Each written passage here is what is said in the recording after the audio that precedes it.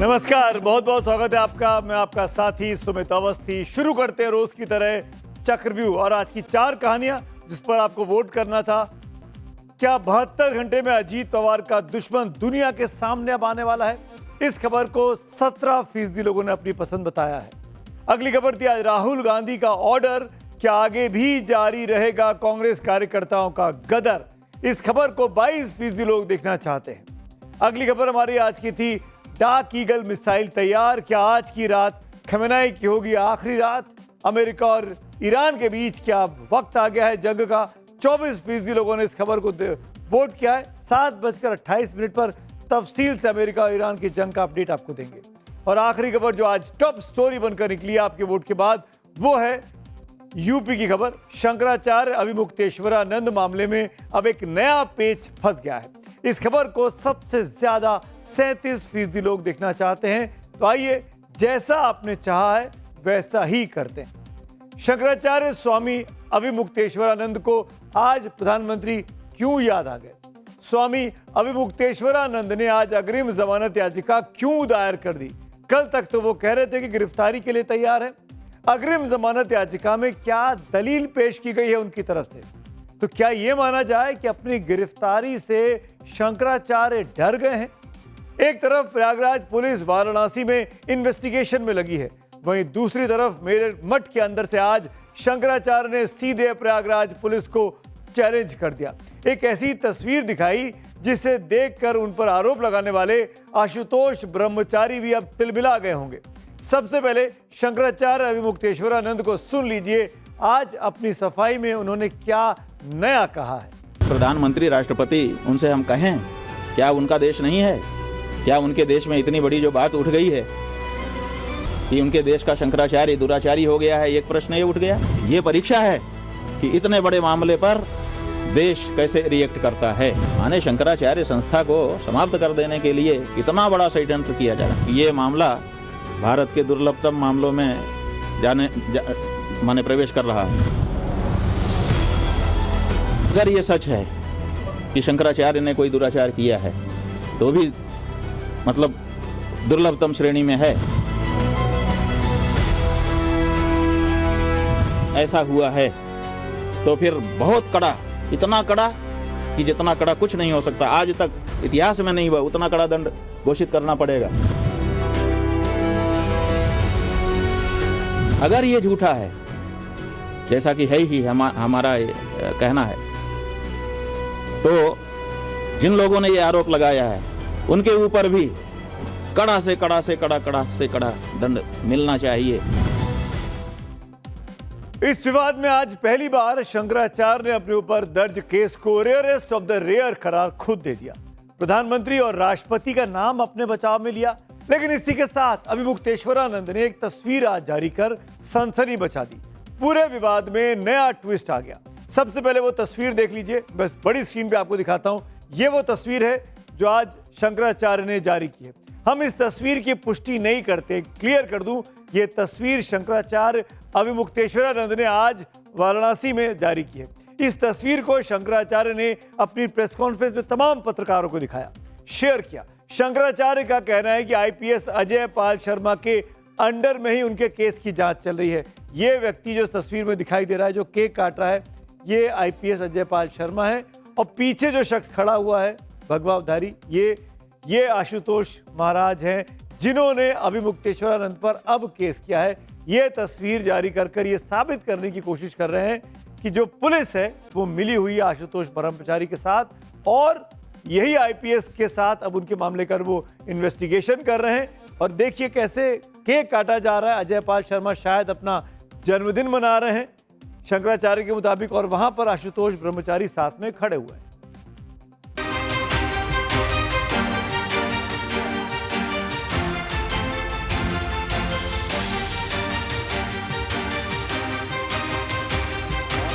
इनका नाम है अजय पाल सिंह जी। इस समय यही मुखिया हैं जिनके अंडर में ये जांच का कार्य चल रहा है।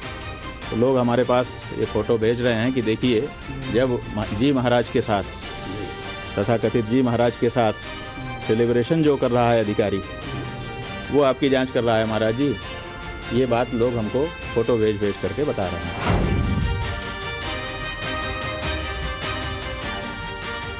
चित्र जो कुछ कहता हो आप पढ़ लीजिए, इससे ज़्यादा हम क्या कहें।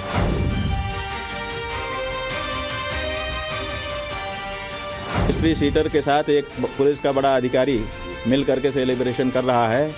ये अपराधी और पुलिस का जो गठजोड़ है, ये चित्र बखूबी इस बात को कह रहा है।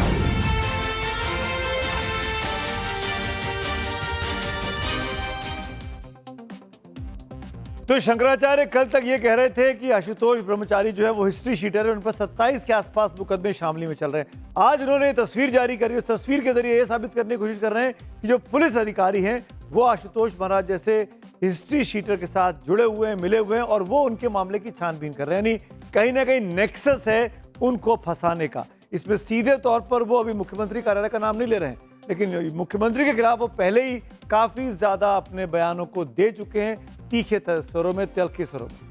शंकराचार्य से जब ये सवाल पूछा गया आज इसी प्रेस कॉन्फ्रेंस में कि आखिरकार ये तस्वीर कब की है, कहां से उनको मिली, कैसे उन तक पहुंची, तो उन्होंने गेंद उल्टे सवाल पूछने वालों की तरफ ही डाल दी। वहीं शंकराचार्य पर आरोप लगाने वाले आशुतोष ब्रह्मचारी का कहना है कि ये फोटो AI से बनाई गई है। बात यह है कि ये तस्वीर आई है, आप लोग इसको खोजिए। हमको तो जनता भेज रही है, ये तस्वीर जनता के द्वारा हमारे पास आई है कि ये देखिए महाराज, इनसे आप, जनता जो भेज रही है उसका ये कहना है कि इनसे आप क्या जांच की उम्मीद रखेंगे, क्योंकि ये तो उनके साथ मिलकर के सेलिब्रेशन कर रहे हैं। ये फोटो AI के द्वारा फर्जी और एडिट किया हुआ फोटो है। मेरा इस फोटो से कोई लेना देना नहीं है, ना ये अधिकारी से लेना देना है। जिस अधिकारी की बात की जा रही है वह अधिकारी मेरे जिले जनपद का शामली में जब मैं रहता था तो वहाँ के कप्तान रहा करते थे। व्यक्तिगत मेरे मामले में मुझे जेल भेजने का काम सपा सरकार में इसी अधिकारी ने किया था। तो एक तरफ आशुतोष ब्रह्मचारी का कहना है कि वो शंकराचार्य को जेल भिजवाकर रहेंगे, वहीं दूसरी तरफ स्वामी अभिमुक्तेश्वरानंद ने वकील के जरिए इलाहाबाद हाईकोर्ट का आज रुख कर लिया, अग्रिम जमानत याचिका दाखिल कर दी और वो खुद आरोप लगाने वाले आशुतोष ब्रह्मचारी और प्रयागराज पुलिस में गठजोड़ का आरोप लगा रहे हैं। सुप्रीम कोर्ट के सिटिंग जज या किसी गैर बीजेपी शासित राज्य की पुलिस जांच की अब मांग कर रहे हैं। पुलिस ने पॉक्सो का केस क्यों नहीं दर्ज किया? ये कोई सामान्य केस नहीं था कि कोई आया कि मारपीट हो गई है, कहा सुनी हो गई, रपट लिख लो। पुलिस ने देखा कि कुछ खास बात नहीं है, छोड़ो नहीं, हम दर्ज नहीं करें। ये तो पॉक्सो एक्ट था, क्यों नहीं उसी समय दर्ज किया गया और क्यों नहीं उसी समय कार्रवाई शुरू की गई? तो इसका मतलब कि चोर की दाढ़ी में तिनका, पुलिस जानती थी कि ये बनावटी केस है। फोटो जो लोग भेज रहे हैं हमको, उनका यही तो कहना है कि बिल्कुल नहीं होगा, क्योंकि इनका पहले से गठजोड़ बना हुआ है, इसलिए इस जांच का कोई तात्पर्य नहीं है। हम जो है ये कह रहे हैं शुरू से कि या तो सुप्रीम कोर्ट का कोई सिटिंग जज या फिर गैर भाजपा शासित प्रदेश की पुलिसें मिल करके एक कमेटी बनाएं और निष्पक्ष जांच करें। दरअसल इन दिनों शंकराचार्य अभिमुक्तेश्वरानंद यूपी पॉलिटिक्स के एपिसेंटर बने हुए हैं। यूपी के मुख्यमंत्री योगी आदित्यनाथ अभी विदेश दौरे पर हैं।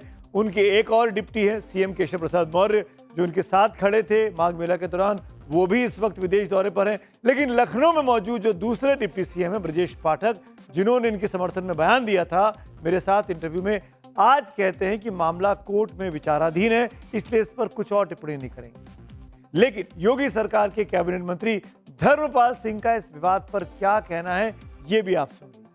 शंकराचार्य पे पास्को लगा है, अखिलेश यादव कांग्रेस पार्टी और शंकराचार्य फायर हैं आपकी पार्टी पे। देखिए, न्याय सबको तुष्टिकरण किसी को नहीं, न्याय सबको तुष्टिकरण किसी को नहीं। शंकराचार्य पर यूपी में सत्ता पक्ष और विपक्ष में तनातनी का माहौल है। अब विपक्ष में भी श्रेय लेने की होड़ मच गई कि कौन शंकराचार्य के ज्यादा करीबी है। शंकराचार्य के अपमान को सियासी मुद्दा बनाकर अखिलेश यादव पहले से ही पॉलिटिकल माइलेज देने में लगे हैं। अब कांग्रेस भी जमकर कूद पड़ी है। कुल मिलाकर यूपी में अभी सत्ता, सनातन और सियासत का त्रिकोण अपना जोर आजमा रहा है। आज यूपी कांग्रेस के अध्यक्ष अजय राय वाराणसी में शंकराचार्य के आश्रम पहुंचे, उनसे मुलाकात की। काफी देर तक वो शंकराचार्य के सामने हाथ जोड़े बैठे रहे। ऐसा लग रहा था देखकर कि विपक्षी खेमे में मैं हूं सबसे बड़ा शंकराचार्य का भक्त, ये साबित करने की होड़ लगी हुई है। आज ये सरकार अत्याचार अन्याय करा रही है अपने लोगों से और पूरी तरीके से पर्दे के पीछे से पूरा खेल खेलने का काम कर रही है। तो पूरी तरीके से एक एक हमारा कार्यकर्ता, एक एक कांग्रेस का कार्यकर्ता डटकर खड़ा है। इन लोगों ने मुकदमा किया है वो सब लोग भारतीय जनता पार्टी के पोषक हैं और भारतीय जनता पार्टी के साथ काम करने वाले लोग। जिस सनातन धर्म का नाम लेकर के ये पूरे देश में माहौल बनाते थे, उस सनातन धर्म के ऊपर सबसे बड़ा हमला इन्होंने कर दिया। शंकराचार्य जी के ऊपर इतने घिनौने और इतने घटिया इल्जाम, एक ऐसे व्यक्ति को आगे कर करके जिसका अपना इतिहास बहुत खराब हो, और आप बच नहीं सकते कि हमने नहीं लिखा, कोर्ट से लिखवा दिया। आप बच नहीं सकते इस बात से। संरक्षण आपका खुलेआम दिखाई देता है कि आपका संरक्षण है उसको। ये इमरान मसूद वही कांग्रेस सांसद हैं जो अक्सर अखिलेश यादव को टारगेट पर लेते रहते हैं। ऐसे बयान देते हैं जिससे लगने लगता है कि यूपी में एसपी और कांग्रेस की राहें अलग अलग होने वाली हैं। तो क्या वही खींचतान अब शंकराचार्य के केस में शुरू हो गई है? क्योंकि समाजवादी पार्टी के मुखिया अखिलेश यादव ने माघ मेला स्नान कंट्रोवर्सी के पहले दिन से ही शंकराचार्य के सम्मान का ध्वज उठा रखा है। 10 साल का कामकाज देखें तो मुझे याद है कि शुरुआती समय से ही ये सरकार लोगों को झूठा फंसा रही है। अपने चिन्हित अधिकारियों को पोस्ट करना, उनके अधिकारियों से मनमर्जी काम कराना और पॉलिटिकल जो लीडर्स हैं उन पर झूठे मुकदमे लगाना। अब ये सरकार इस सीमा पर लांग गई है कि अपने धर्मगुरु पूजनीय शंकराचार्य केवल हमारे नहीं बल्कि पूरे सनातन धर्म के सबसे पूजनीय शंकराचार्य हैं और उन पे ये आरोप लगना ये दुखद भी है, निंदनीय भी है और सरकार का काम करने के तरीका समझ में आ रहा है। इतना ही नहीं, जब पॉस्को कोर्ट के आदेश पर शंकराचार्य के खिलाफ केस दर्ज हुआ तो वो स्वामी रामभद्राचार्य पर लगे 420 का मुकदमा वापस लेने की बात भी अखिलेश यादव कर रहे थे और पूरे एपिसोड को एक नया एंगल अखिलेश यादव ने दे दिया था। अखिलेश के बयान के बाद हमेशा अभिमुक्तेश्वरानंद पर अटैकिंग मोड में रहने वाले स्वामी रामभद्राचार्य भी अब डिफेंसिव मोड में आ गए। दरअसल लड़ाई इन दोनों संतों के बीच ही शुरू हुई थी। तस्वीरें वायरल हुई रामभद्राचार्य के पैर छूते हुए आशुतोष महाराज की। ये कहा गया कि कुंभ मेले में उनको 2 साल पहले उनको उपाधि दी गई, लेकिन आज सब मना कर रहे। रामभद्राचार्य कह रहे हैं सब भ्रम है। शंकराचार्य मुक्तेश्वरानंद केस में रामभद्राचार्य का नाम इसलिए आया था कि शंकराचार्य पर आरोप लगाने वाले आशुतोष ब्रह्मचारी रामभद्राचार्य के शिष्य हैं। ये कहा गया आशुतोष ने रामभद्राचार्य से दीक्षा ली है, यह भी साबित किया गया। याद रखिए, जब कोई बड़ा धार्मिक नाम विवाद में आता है तो राजनीति कभी दूर नहीं रहती, लेकिन जब शंकराचार्य जैसे पद पर बैठा व्यक्ति आरोपों में घिरता है तो लोगों की आस्था आहत होती है। लेकिन जब आरोप लगाने वाले आशुतोष ब्रह्मचारी के नाम पर हिस्ट्री शीट हो, इक्का दुक्का ने 21 से अधिक मामले हों, तो ये मामला और ज्यादा पेचीदा हो जाता है। ऐसे में लड़ाई अब 3 लेवल पर लड़ी जा रही है: कानून की लड़ाई, धार्मिक प्रतिष्ठा की लड़ाई और सार्वजनिक विश्वास की लड़ाई। हम किसी को दोषी नहीं ठहरा रहे, हम सिर्फ सवाल पूछ रहे हैं, क्योंकि जब संतों के बीच युद्ध छिड़ता है तो आस्था घायल होती है। कानून अपना काम कर रहा है, जांच जारी है, कोर्ट फैसला करेगा, लेकिन इस विवाद में भी राजनीति ने अपना मंच जरूर सजा दिया है। और अब बढ़ते हैं आज की अगली कहानी की ओर। अब बात उस बीएसएनएल के अफसर की जिसका शाही प्रोटोकॉल ऑर्डर लीक हो गया है, वायरल हो गया है।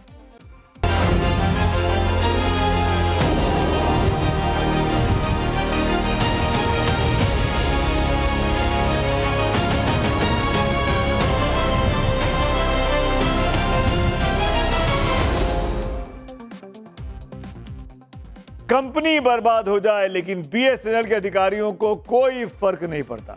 देश की जनता का पैसा अधिकारी अपने निजी मौज मस्ती में उड़ा रहे हैं। इसी वीआईपी कल्चर को लेकर बीएसएनएल के डायरेक्टर, जो मेरे साथ आप तस्वीर देख रहे हैं, इनका नाम है विवेक बंजल, आज सुर्खियों में। उनका शाही प्रोटोकॉल सोशल मीडिया पर जमकर वायरल हो चुका है। अब जो आदेश आप देखेंगे, ये आदेश बीएसएनएल के डिप्टी जनरल मैनेजर ने जारी किया। 19 की तारीख है इस ऑर्डर को जारी करने की। डायरेक्टर विवेक बंजल के प्रयागराज दौरे को लेकर दिशा निर्देश दिए गए हैं हेडक्वार्टर की तरफ से। इस ऑर्डर में साफ साफ लिखा है कि 25 और 26 फरवरी को डायरेक्टर साहब यानी विवेक बंजल साहब प्रयागराज के दौरे पर आने वाले हैं। गौर करने की वाली बात यह है कि सरकारी ऑर्डर कम, उनका ये निजी कार्यक्रम ज्यादा दिखाई देता है। यह आदेश जारी करके डायरेक्टर साहब और उनके परिवार की सेवा करने के लिए, जी हां, सेवा करने के लिए 50 बीएनएल अफसरों की ड्यूटी लगाई गई इस ऑर्डर के हिसाब से। लेकिन इससे पहले कि डायरेक्टर विवेक बंजल प्रयागराज पहुंचते, सोशल मीडिया पर यह वीआईपी प्रोटोकॉल वाला लेटर, ये चिट्ठी, सरकारी चिट्ठी वायरल हो गई, लीक हो गई और खूब देखी जा रही है। लोग तरह तरह के अब सवाल उठा रहे हैं कि बीएसएनएल को, जिसकी सर्विसेज इतनी ज्यादा बेकार हो गई हैं, अगर वो इसी तरीके से अपने अधिकारियों की सेवा में अपने लोगों को लगा देगा तो बीएसएनएल का सर्विस कैसे ठीक ठाक चलेगी। चारों तरफ हो रही किरकिरी को देखते हुए बीएसएनएल के आखिरकार डायरेक्टर विवेक बंजल का प्रयागराज दौरा, जो कि कल से शुरू होने वाला था, वो रद्द कर दिया गया है। विवेक बंजल का दौरा तो रद्द हो गया, लेकिन सवाल यह है कि आखिर एक सरकारी अधिकारी को वीवीआईपी प्रोटोकॉल किसके आदेश पर और क्यों दिया जा रहा था। सरकारी दौरे पर निजी सुविधाओं वाला यह ऑर्डर आखिरकार जारी कैसे हो गया।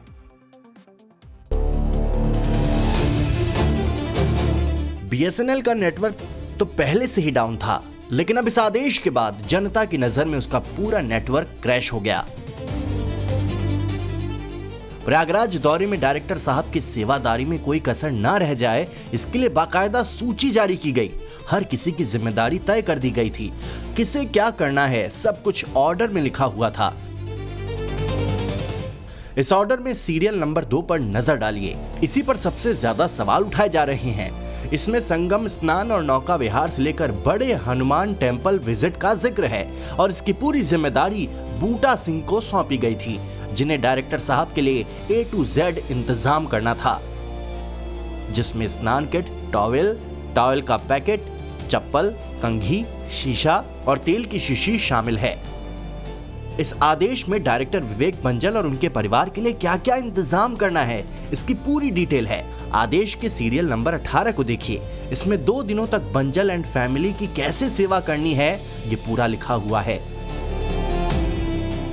बीएसएनएल के अधिकारियों को पीने के लिए वाटर बॉटल के साथ साथ chocolate, chips, fruit juice, glass और नैपकिन खरीदने का आदेश था। घाट में स्नान का भी शाही इंतजाम किया गया था। पुरुषों के लिए 6 किट बनाने का फरमान सुनाया गया, जिसमें स्नान के लिए टॉवल, अंडरगारमेंट, मिरर, साबुन, शैम्पू, तेल, चप्पल शामिल है। 2 फीमेल किट का ऑर्डर दिया गया था, जिसमें टॉवल, मिरर, कंघी, साबुन, शैम्पू, तेल और चप्पल शामिल है। घाट के लिए स्पेशल बेड शीट का भी आदेश इस ऑर्डर में लिखा हुआ है। घाट के बाद होटल और सर्किट हाउस में ठहरने की व्यवस्था थी, जहां ड्राई फ्रूट्स और फ्रूट्स का इंतजाम था। आप डायरेक्टर हैं तो इंतजाम भी वैसा ही होगा। रहने में कोई तकलीफ ना हो, इसके लिए चप्पल, shaving cream kit, toothpaste, brush, साबुन, शैम्पू, कंघी और तेल का भी आदेश दिया गया। देखना आपने, बड़े बड़े साहब के लिए बड़े बड़े इंतजाम कैसे किए जाते हैं सरकारी सिस्टम में। इस लिस्ट को देखकर ऐसा लगता है जैसे किसी ने अपने घर का सामान खरीदने की कोई लिस्ट बनाई। 4 पन्नों की इस ऑर्डर शीट को बनाने में न जाने कितना समय और कितने कर्मचारी लगे होंगे, ये तो पता नहीं चलेगा। लेकिन अगर इतना ध्यान बीएसएनएल के अधिकारियों ने कंपनी की सेवाओं में सुधार के लिए दे दिया होता तो आज इस सरकारी कंपनी का ये हाल नहीं होता कि बड़े बड़े प्राइवेट प्लेयर्स फल फूल रहे हैं और बीएसएनएल डूबता जा रहा है। पिछले साल बीएसएनएल को 2247 करोड़ रुपए का नुकसान हुआ था। यह देश की सबसे बड़ी सरकारी टेलीकॉम कंपनी का हाल है। दुनिया 6G नेटवर्क की तैयारी कर रही है, लेकिन बीएसएनएल अभी तक 4G में फंसी हुई है। जिस कंपनी के डायरेक्टर को ऐसा वीवीआईपी प्रोटोकॉल दिया जाएगा, उसकी हालत तो यह होनी स्वाभाविक है। कंपनी का नुकसान भले ही बढ़ता जाए, लेकिन अधिकारियों की शान शौकत में, ऐशो आराम में कोई कमी नहीं आनी चाहिए। कम से कम ये सरकारी ऑर्डर जो दस्तावेज था, उसको देखकर तो ये लगता है इन्हें तो गंगा स्नान करने के लिए भी शाही इंतजाम चाहिए।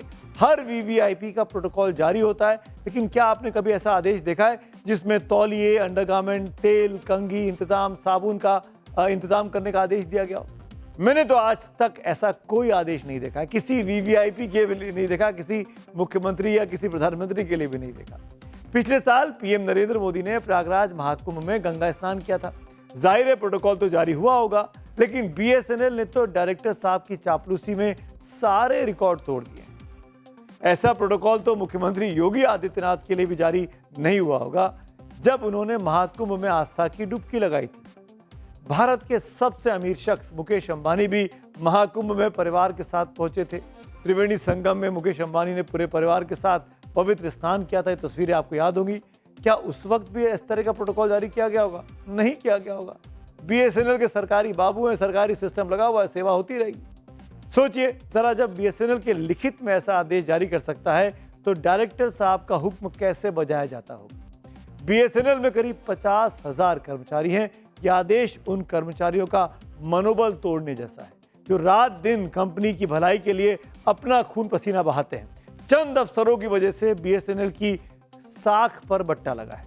ऐसे अधिकारियों के खिलाफ सख्त एक्शन होना चाहिए। केवल टूर कैंसिल कर देने से काम नहीं चलेगा। डायरेक्टर साहब का दौरा रद्द करने से काम नहीं चलने वाला है। इन्हें कारण बताओ नोटिस जारी होना चाहिए और पूछताछ के साथ एक्शन भी जरूर होना चाहिए। और वो एक्शन क्या लिया गया वो सबके सामने सार्वजनिक भी होना चाहिए, ताकि कोई और अफसर नियम और कानूनों की सीमा को लांघने से पहले 100 बार सोचे कि वो अपने सरकारी पद का बेजा इस्तेमाल तो नहीं कर रहा है। आइए बढ़ते अब आज की अगली कहानी की ओर। और अगली कहानी दिल्ली से। बात शर्टलेस प्रोटेस्ट पर मचे सियासी घमासान की करते हैं।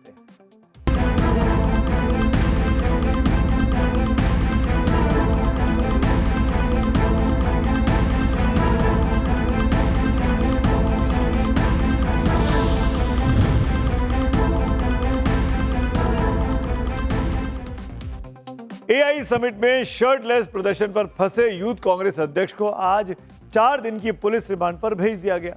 दिल्ली पुलिस ने 20 घंटे की पूछताछ के बाद आज सुबह उदय भानु चिप को गिरफ्तार कर लिया, फिर पटियाला हाउस कोर्ट में पेश किया। पुलिस ने कोर्ट से 7 दिनों की रिमांड मांग ली, लेकिन कोर्ट ने पूछताछ के लिए 4 दिनों की रिमांड पुलिस को दे दी। उदय भानु की पेशी की खबर सुनकर पटियाला हाउस कोर्ट के बाहर यूथ कांग्रेस के कार्यकर्ता जमा होना शुरू हो गए। जैसे ही रिमांड मिलने के बाद उदय भानु को लेकर पुलिस बाहर निकली, यूथ कांग्रेस कार्यकर्ताओं ने जमकर नारेबाजी शुरू कर दी। अलग तरीके से आप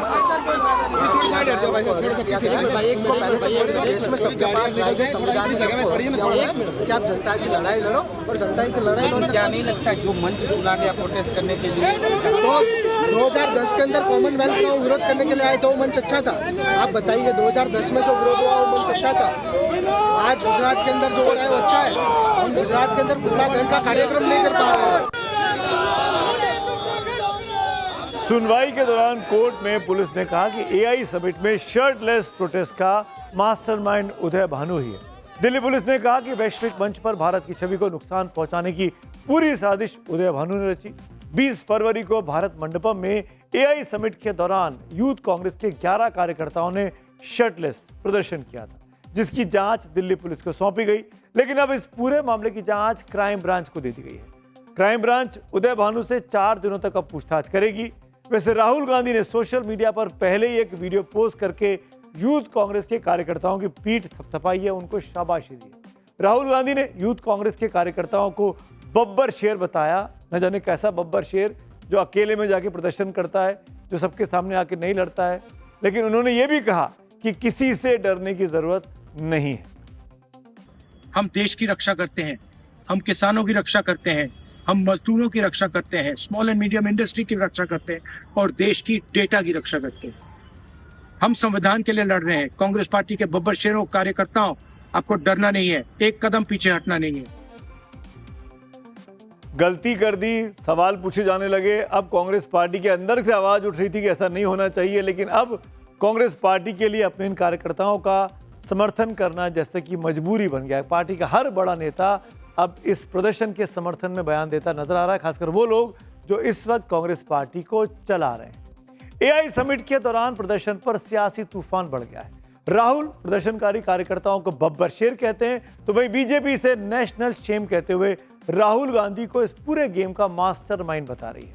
संचार और सूचना प्रौद्योगिकी की स्थायी समिति की मीटिंग में भी शर्टलेस प्रदर्शन की आज निंदा की। उदय भान कांग्रेस पार्टी का जो यूथ विंग है उसका अध्यक्ष राहुल गांधी के इशारे पे एआई समिट के दौरान जब पूरे विश्व की नजर भारत पे है, भारत का डंका पूरे विश्व पटल पर है, तब अपनी टी शर्ट उतरवाना, नंगे हो जाना, जिससे कि भारत की छवि धूमिल हो, ये कर रहे थे। यूथ कांग्रेस के शर्टलेस प्रदर्शन पर मचे बवाल के बीच ऐसा ही एक और वीडियो जमकर वायरल हो रहा है। ये वीडियो 2013 का है, जिसमें हरियाणा सरकार में मंत्री अभी जो हैं अनिल विज, उनके नेतृत्व में बीजेपी के नेता प्रदर्शन कर रहे हैं। अंबाला में महंगाई के खिलाफ बीजेपी ने तब ये शर्टलेस विरोध प्रदर्शन किया था, जब केंद्र और हरियाणा दोनों जगह कांग्रेस की सरकारें हुआ करती थी। लेकिन इसकी तुलना करके आज के प्रदर्शन को जायज कतई नहीं ठहराया जा सकता। जब बात देश की हो तो पार्टियों को सियासी चश्मा उतारकर राष्ट्र धर्म निभाना चाहिए, क्योंकि ये 140 करोड़ से अधिक हिंदुस्तानियों की इज्जत का सवाल होता है। आगे बढ़ते हैं आज की अगली स्टोरी की ओर। महाराष्ट्र के पूर्व उप मुख्यमंत्री अजीत पवार की विमान हादसे में हुई मौत पर सवाल अब तक परिवार वाले उठा रहे थे, लेकिन अब महाराष्ट्र के विधायक भी उठाने लगे हैं। महाराष्ट्र के कई विधायकों और नेताओं को शक है कि अजीत पवार का विमान हादसा कोई सामान्य घटना नहीं थी। आज महाराष्ट्र विधानसभा में बजट सत्र के बाद कई विधायकों ने अजीत पवार की मौत को लेकर गंभीर सवाल खड़े किए। कल तक इस मामले को लेकर अजीत पवार के भतीजे और विधायक रोहित पवार ने डीजीसीए और सिविल एविएशन मंत्रालय की जांच पर सवाल उठाए थे, लेकिन अब इस मामले में कई और नेताओं को भी षड्यंत्र होने का शक हो रहा है। आगे बढ़ने से पहले आपको महाराष्ट्र के नेताओं की बात सुनवाते हैं। पहले भी कह चुके हैं कि सरकमस्टांसेस ऐसे लगते हैं कि लोग शक की सुबह में आ रहे हैं। अजीत पवार साहब भले महायुति में थे, लेकिन संतुष्ट नहीं थे, और उनके कुछ स्टेटमेंट जो आए थे इसके पहले, इनके एक्सीडेंट के पहले, तो इन चीज़ों को देखते हुए लोग शक के दायरे में ला रहे हैं इसको। मेरा ये मानना है कि सरकार को कोई ऐसी इंक्वायरी कराना चाहिए, कोई बाहर की इंक्वायरी जिस पर कोई शक ना हो। यहाँ सीबीआई से कराएंगे, किसी से कराएंगे, फिर ये सवाल उठेगा कि ये तो भारतवर्ष की ये एजेंसी है और किसी के दबाव में कुछ हो रहा है। इसलिए जिस एजेंसी से उनके परिवार के लोग एग्री हों, उस एजेंसी से उसकी साफ साफ इंक्वायरी करा देना चाहिए, ताकि दूध का दूध पानी का पानी हो जाए। बड़े से बड़े हादसों में ब्लैक स्पॉट रिट्रीव करके उसका डेटा जो मिलता है, उस डेटे के हिसाब से पूरा प्लेन में जो जो घटनाएं होती है लास्ट मोमेंट तक, वो ब्लैक बॉक्स में उसकी डेटा होता है। आगे बढ़ने से पहले आपको अजीत पवार की शोक सभा की आज की एक तस्वीर देखना चाहिए, जो बहुत तेजी से वायरल हो रही है। अजीत पवार की शोक सभा थी आज मुंबई में, जिसमें पवार की पार्टी के नेता और पूर्व civil aviation minister Praful Patel मौजूद थे। उनके एक तरफ मुकेश अंबानी और एक तरफ गौतम अडानी थे, बीच में प्रफुल्ल पटेल बैठे थे। इस तस्वीर में देखकर लोग सोशल मीडिया पर यह सवाल भी कर रहे हैं, क्या यह शोक सभा में कोई किसी तरह का हंसना या मुस्कुराना जायज हो सकता है? महाराष्ट्र में विपक्षी नहीं, सत्ता पक्ष के नेता भी अजीत पवार के विमान हादसे को लेकर शक जाहिर कर रहे हैं। शिंदे गुट की शिवसेना के एमएलए संजय शिरसाट तो इस मामले में विमान कंपनी वीएसआर की भूमिका पर गंभीर सवाल खड़े करते हैं। इनका आरोप है कि विमान हादसे से पहले वीएसआर ने अपने पायलट का 50 करोड़ का बीमा करवाया था।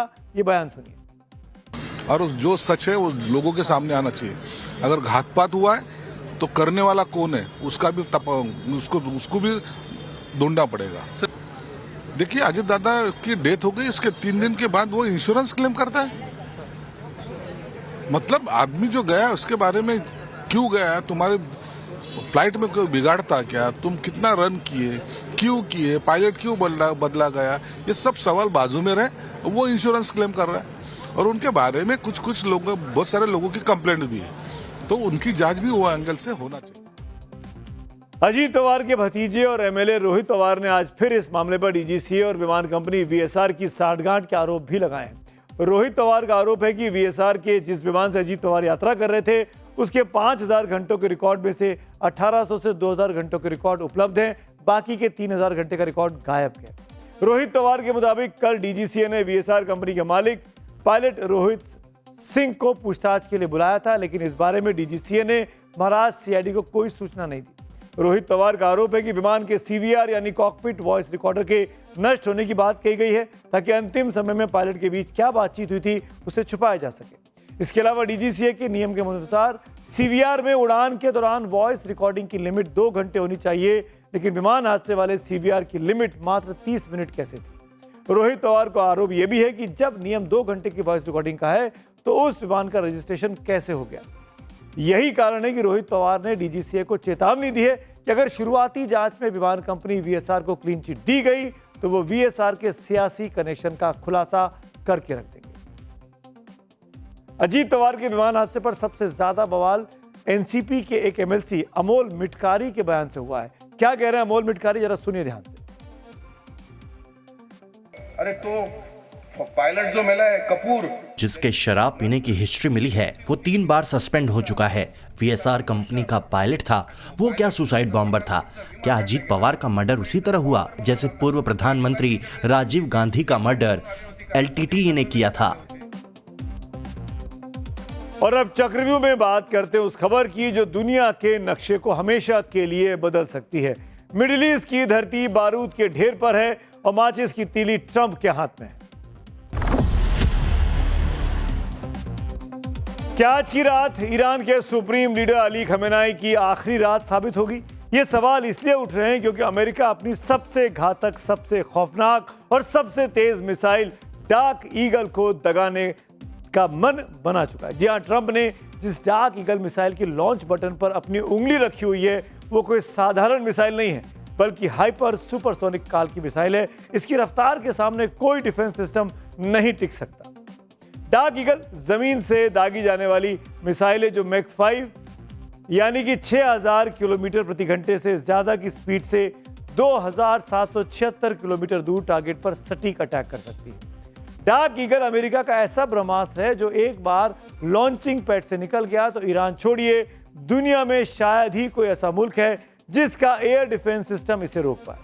लेकिन क्या ट्रंप अपने इस ब्रह्मास्त्र से ही ईरान के साथ जंग की शुरुआत करेंगे? तो इस सवाल में भी एक कैच है, क्योंकि अमेरिकी सेना ने सोशल मीडिया प्लेटफॉर्म पर पहले डार्क ईगल की आधिकारिक तस्वीरें पोस्ट की और फिर अचानक हटा दी।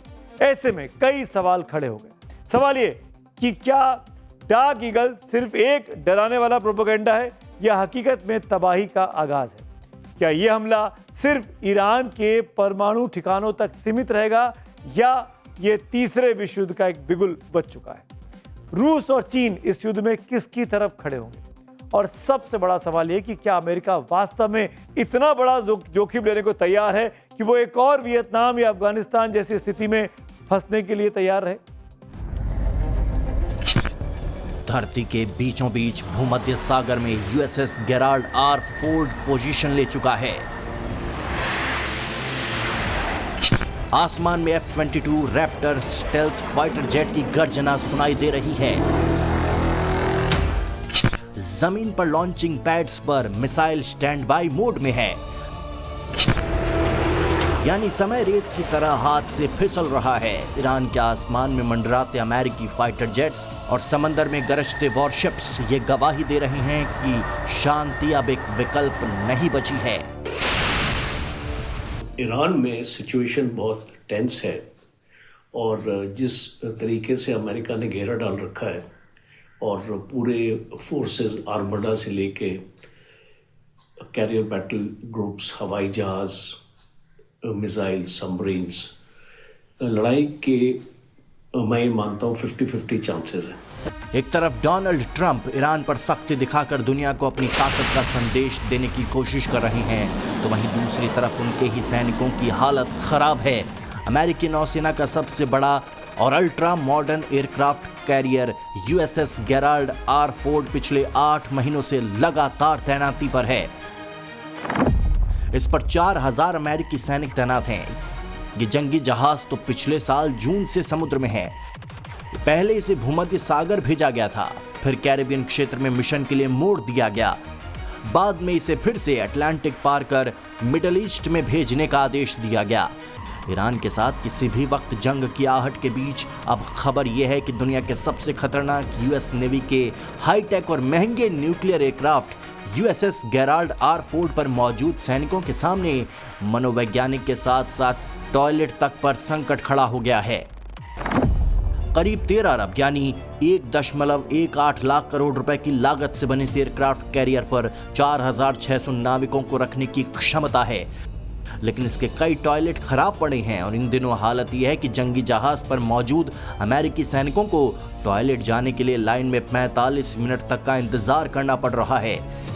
मीडिया रिपोर्ट्स के मुताबिक 2023 से अब तक 42 बार शौचालयों के मरम्मत के लिए बाहरी मदद मांगी गई है। 2025 में 32 बार शिकायत की गई। एक ईमेल में 4 दिनों में 205 ब्रेकडाउन दर्ज किए गए हैं। इसके बावजूद इस समस्या को दूर नहीं किया जा सका है। यहां तैनात सैनिकों की दूसरी परेशानी यह है कि कई जवान मानसिक और भावनात्मक दबाव में हैं। आमतौर पर एयरक्राफ्ट कैरियर पर तैनाती करीब 6 महीने की होती है और ये पीरियड दिसंबर में निकल चुका है और आगे कब तक यहां रहना होगा ये कोई नहीं जानता। ऐसा नहीं है कि पेंटागन को युद्ध के हालात में अमेरिकी सैनिकों को हो रही परेशानियों की फिक्र नहीं है। अमेरिकी मीडिया रिपोर्ट्स के मुताबिक यूएस आर्मी में जॉइंट चीफ्स ऑफ स्टाफ के चेयरमैन जनरल डैन केन ने ईरान पर हमले से जुड़े कई खतरों के बारे में चेतावनी दी थी। उन्होंने कहा था कि इससे लंबा संघर्ष हो सकता है। साथ ही जनरल डैन ने हथियारों की कमी और सहयोगी देशों के कम समर्थन से भी अमेरिकी सैनिकों पर खतरा बढ़ने की बात कही थी। लेकिन ट्रंप ने इन रिपोर्ट्स को खारिज करते हुए social media platform truth social पर पोस्ट किया। जनरल कैन भी सबकी तरह युद्ध नहीं चाहते, लेकिन अगर ईरान के खिलाफ सैन्य कार्रवाई का फैसला होता है तो अमेरिका आसानी से जीत जाएगा। ट्रंप ने कहा कि जनरल कैन सिर्फ जीतना जानते हैं और अगर उन्हें आदेश दिया गया तो वो आगे रहकर नेतृत्व करेंगे। एक और वॉशिंगटन में डोनाल्ड ट्रंप ईरान को लेकर क्लियर हैं। 26 फरवरी यानी परसों स्विट्जरलैंड के जिनेवा में ईरान और अमेरिका के बीच न्यूक्लियर टॉक्स का 3rd राउंड भले ही हो रहा हो, लेकिन ईरान को लेकर अमेरिका प्रेसिडेंट के तेवर तो यही कहते हैं कि किसी भी वक्त वॉर का सायरन अब बज सकता है। ऐसे में खलबली नई दिल्ली में भी है। भारत सरकार ने अब तक की सबसे सख्त एडवाइजरी जारी की है। इस एडवाइजरी में साफ कहा गया है कि भारतीय ईरान तुरंत छोड़ दे। जो भारतीय वहां रहते हैं वो ईरान को छोड़ दें। जब सरकार तुरंत शब्द का इस्तेमाल करती है तो इसका मतलब बहुत साफ है कि खतरा दहलीज पर खड़ा है। तेहरान स्थित भारतीय दूतावास की ओर से जारी एडवाइजरी में साफ कहा गया है कि भारतीय नागरिक कमर्शियल उड़ानों समेत उपलब्ध दूसरे साधनों का इस्तेमाल कर ईरान से बाहर निकल जाएं। एडवाइजरी में ईरान में रह रहे भारतीय छात्रों, तीर्थयात्रियों, बिजनेसमैन और टूरिस्ट से खास तौर पर अपील की गई। एडवाइजरी में स्टूडेंट से खास अपील इसलिए की गई है क्योंकि ईरान में बड़ी तादाद में भारतीय छात्र पढ़ते हैं। रिपोर्ट्स के मुताबिक 2022 में ईरान में 1,500 भारतीय छात्र मेडिकल की पढ़ाई कर रहे थे। ईरान की कई यूनिवर्सिटीज डॉक्टर ऑफ मेडिसिन की डिग्री देती है, जिसे भारत में MBBS के बराबर माना जाता है। ईरान में सालाना फीस लगभग 6 लाख रुपए तक हो सकती है। पूरे 6 साल के कोर्स की कुल फीस 15 से 30 लाख रुपए के बीच रहती है। ये खर्च भारत के कई प्राइवेट मेडिकल कॉलेजों से काफ़ी ज़्यादा सस्ता है, काफ़ी कम है। यहाँ पर कुल फीस 35 लाख से लेकर 1.25 करोड़ तक भारत में। मेडिकल के अलावा कुछ भारतीय धार्मिक शिक्षा के लोग भी उसके लिए भी ईरान जाते हैं। खासकर शिया समुदाय से जुड़े छात्र कुम और मशहद जैसे शहरों में पढ़ाई करते हैं। कुछ मामलों में धार्मिक शिक्षा का खर्च ईरानी संस्थान जो है, वहाँ की सरकार जो है वो उठाती है। लेकिन अब भारतीय दूतावास की सख्त एडवाइजरी का क्या असर होगा, इस पर सुनिए एक्सपर्ट्स क्या कहते हैं। भारत की फॉरेन पॉलिसी जो है उसमें नागरिक सुरक्षा, खासकर से विदेशों में जो बसे हुए भारतीय हैं तो उनकी सुरक्षा भी उतनी ही महत्वपूर्ण है जितना इंडिया का इंटरेस्ट ईरान में और इंडियंस का इंटरेस्ट ईरान में, दोनों इक्वली इम्पोर्टेंट है। भारत से पहले अमेरिका अपने लोगों से ईरान छोड़ने को कह चुका है। अब ईरान का पड़ोसी मुल्क लेबनान से भी अमेरिका अपने लोगों को वापस बुला रहा है।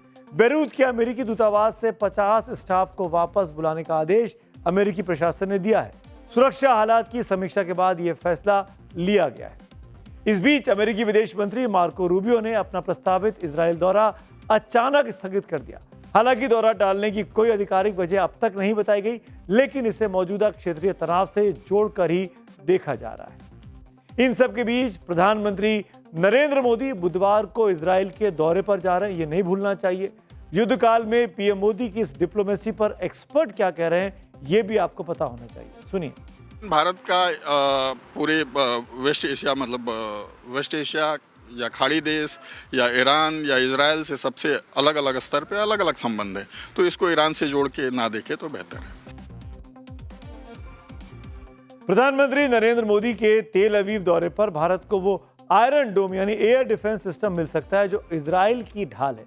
ये वही एयर डिफेंस सिस्टम है जिसका बेहद सफल इस्तेमाल ईरान ने हमास, हिजबुल्लाह, ईरान और यमन के हूतियों के साथ जंग में किया था। इजराइल का एयरडोम एक मोबाइल एयर डिफेंस सिस्टम है।